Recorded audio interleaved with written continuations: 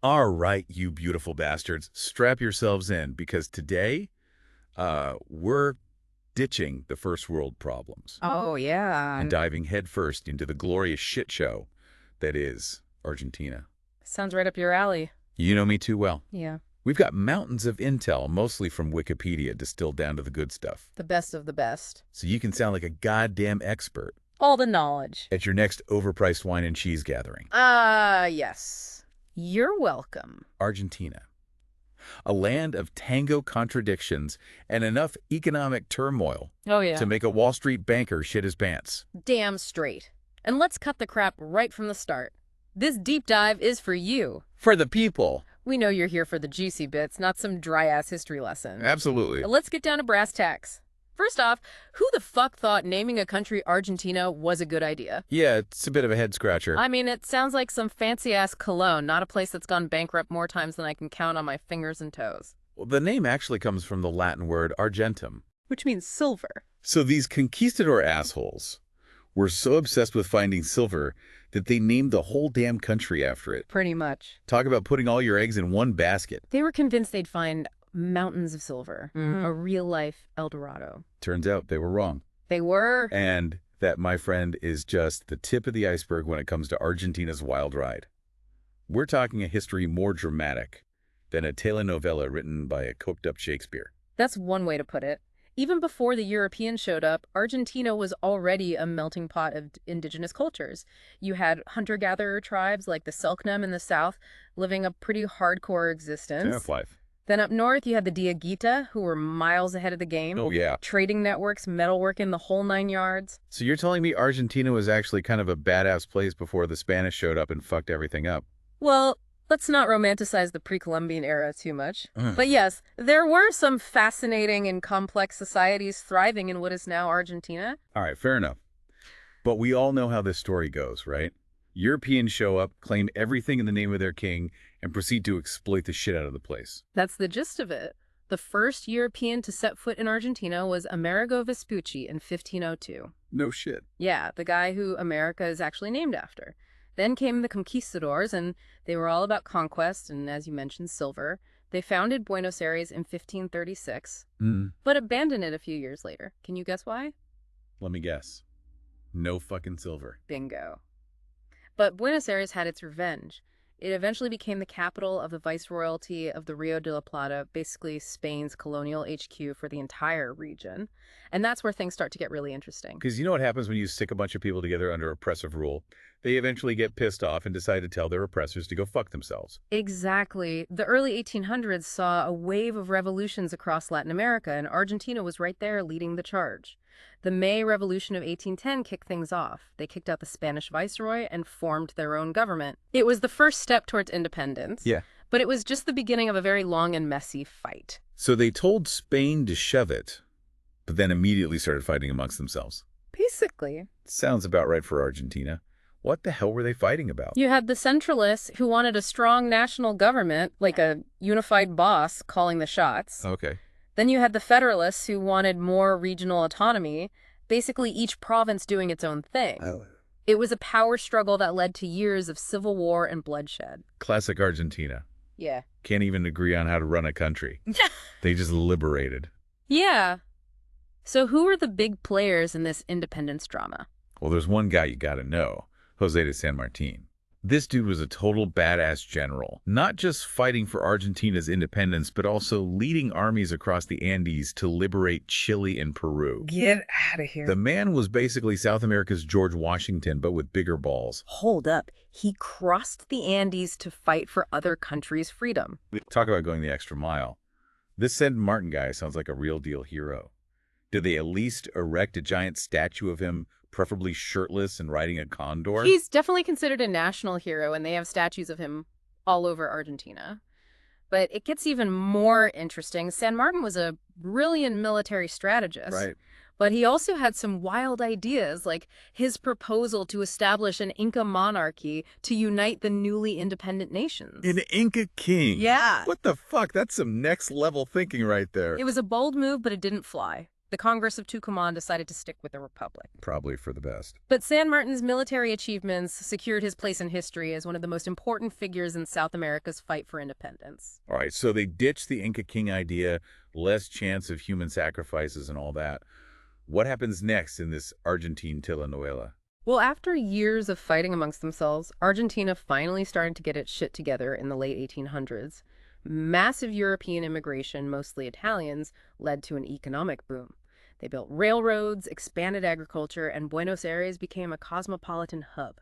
For a while, Argentina was actually one of the richest countries in the world. So they traded silver for pasta and managed to become a global powerhouse. That's kind of impressive, I gotta admit. But knowing Argentina, there's gotta be a dark side to all this progress. Don't tell me they were all sunshine and rainbows. You know better than that. This period of economic growth came at a cost. They launched the Conquest of the Desert, a brutal campaign to push indigenous people out of Patagonia and the Pampas. Oh boy. It was a land grab fueled by greed and racism, and it resulted in the deaths of thousands of indigenous people. Classic colonialism. Build your wealth on the backs of others and then pretend it was all about progress and civilization. It's almost like humanity can't help but fuck things up even when they're on a roll. It's a recurring theme in human history, unfortunately. Well, that's a depressing thought to end on. How about we pour ourselves a stiff drink and come back to explore the glorious clusterfuck that is 20th century Argentina? Because trust me, shit is about to get real. All right, let's pick up where we left off. Argentina's riding high at the turn of the 20th century, raking in cash. Buenos Aires is the hottest spot south of the equator. But let's not forget, this prosperity party wasn't exactly open to everyone. Here comes the reality check. Who got screwed over this time? Because let's be honest, there's always someone getting the short end of the stick. You know, despite the booming economy, there were massive social divisions and a whole lot of shady shit going down in the political arena. The wealthy elite were basically running the show, while the working class and the poor were left scrambling for scraps. Sounds familiar. Rich assholes hoarding all the wealth. It's a tale as old as time. Yeah. So what happened? Did the working class finally say enough is enough and decide to raise some hell? They did eventually. In 1916, a progressive reformer named Hipólito Yrigoyen became the first president elected by universal male suffrage, a big win for the little guy. He made some headway in improving social conditions, but his presidency was plagued by economic challenges and a military coup in 1930. Military coups. Just another Tuesday in Argentina, am I right? It's like they can't go a decade without some general deciding he wants to play president. You're not wrong. The 1930s was a rough decade for Argentina, marked by political instability and economic decline. They called it the infamous decade, and it lived up to its name. Then came World War II, and Argentina was caught in the middle, trying to play both sides. Wait, Argentina got involved in World War II?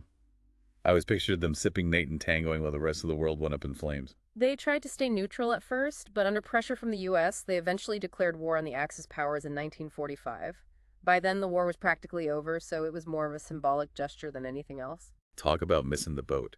But hey, at least they didn't get their asses kicked in a major battle.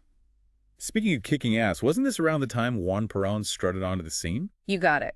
Juan Perón was a military colonel who rose to power during a period of social and economic upheaval. He was a charismatic populist leader who knew how to work a crowd and appeal to the working class. He promised them social justice, economic reform, and a chance to stick it to the elites who had been screwing them over for decades. So basically, he was Argentina's version of a rock star politician. Yeah. Did he have the hair, the swagger, the adoring fans? He had the charisma, that's for sure. He and his wife, Eva Perón, who was a political force in her own right, implemented a range of social welfare programs, nationalized industries, and boosted wages for workers. They were adored by their supporters who called themselves los descamisados, the shirtless ones. The shirtless ones. I love it. It's like the ultimate fuck you to the establishment. I bet the rich folks weren't too thrilled about this Perón guy shaking things up. They weren't. Perón's policies were controversial, to say the least. While he was incredibly popular with the working class, he was also an authoritarian leader who wasn't afraid to silence his opponents. He had a complicated relationship with the military, and there were several attempts to overthrow him. Sounds like Perón was playing a dangerous game. Did he manage to hold on to power despite all the drama? He did for a while. He was elected president in 1946 and re-elected in 1951. But by the mid-1950s, the economy was tanking, and Perón's popularity was starting to wane. In 1955, the Navy, of all things, bombed the Plaza de Mayo in a failed coup attempt. Navy bombed their own capital city? Talk about taking things to the next level. Those Argentines don't fuck around. It was a brutal event that foreshadowed the violence that was to come. A few months later, Perón was finally ousted in a coup d'etat known as the Revolution Libertadora, and he fled into exile in Spain. Exile in Spain doesn't sound too bad, to be honest. Sipping sangria, watching bullfights, maybe Yeah. writing his memoirs. It wasn't all sunshine and roses for Perón. He was forced to live abroad for nearly 2 decades, and his supporters back in Argentina faced persecution. Peronism, the political movement he inspired, was outlawed, but it continued to simmer beneath the surface, waiting for the right moment to re-emerge. So even in exile, this guy was causing trouble for the Argentine government. That's some serious dedication. Did he ever make a comeback? Oh, he did, and it was a dramatic one. After years of military rule and political instability, Perón was allowed to return to Argentina in 1973. His supporters, who had been waiting for his return for almost 20 years, welcomed him back like a conquering hero. Talk about a homecoming. So Perón rides back into town like a goddamn rock star, ready to reclaim his throne. What happened next? Did he manage to bring peace and prosperity back to Argentina? He tried, but his third term in office was short-lived and chaotic. Perón was in poor health, and Argentina was on the brink of imploding. Political violence was escalating, with left-wing guerrilla groups like the Montoneros fighting against the government and right-wing death squads carrying out extrajudicial killings. It was a dangerous time to be in Argentina, to say the least. Jesus. Sounds like a goddamn bloodbath. So what happened to Perón? Did he die in office? He did. Perón died in 1974, leaving his vice president, his third wife, Isabel, to take over. She was completely unprepared for the job, and the country descended further into violence and chaos. Poor woman, thrown to the wolves with zero experience. That never ends well. It didn't. In 1976, Isabel Perón was ousted in a military coup, and Argentina entered one of the darkest chapters in its history, the Dirty War. Dirty war. That doesn't sound good. Lay it on me. What the hell happened? The military junta that seized power in 1976 launched a systematic campaign of state-sponsored terrorism. Anyone they perceived as a threat, leftist students, intellectuals, union leaders, even artists and musicians were targeted. Sounds like a dictator's wet dream, silencing anyone who dares to question their authority. How did they get away with this shit? They operated with impunity. People were abducted, tortured, and disappeared, thrown from planes into the ocean, buried in unmarked graves. It was a reign of terror that lasted for 7 years and resulted in the deaths or disappearances of an estimated 30,000 people. 30,000 people vanished without a trace. That's beyond fucked up. What the hell was the rest of the world doing while this was going on? It's a complicated question. Some countries like the U.S. actually supported the Argentine junta, viewing them as allies in the Cold War against communism. Ah, the Cold War. The perfect excuse to turn a blind eye to human rights abuses when it suits your political agenda. Didn't the Argentines eventually kick these murderous bastards out of power? They did, but it took a humiliating defeat in a war to finally break the junta's grip on power. A war? What war? The Falklands War. In 1982, Argentina invaded the Falkland Islands, a small archipelago in the South Atlantic that had been a British territory for over a century. Hold on. They picked a fight with the Brits over some sheep-infested islands in the middle of nowhere. Talk about a bad idea. It was a desperate gamble by the junta to rally nationalist sentiment and distract from the economic crisis and the human rights abuses happening back home. They thought they could pull a fast one and reclaim the islands, which they called the Islas Malvinas. Classic misdirection tactic. Look over there, a shiny object, while we're over here committing atrocities. Did it work? Not even close. The Brits, led by Prime Minister Margaret Thatcher, weren't about to let some tin-pot dictator push them around.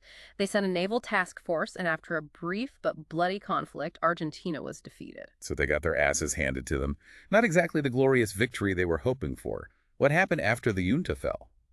Did Argentina finally get back on track? The country returned to democracy in 1983, but the scars of the Dirty War ran deep.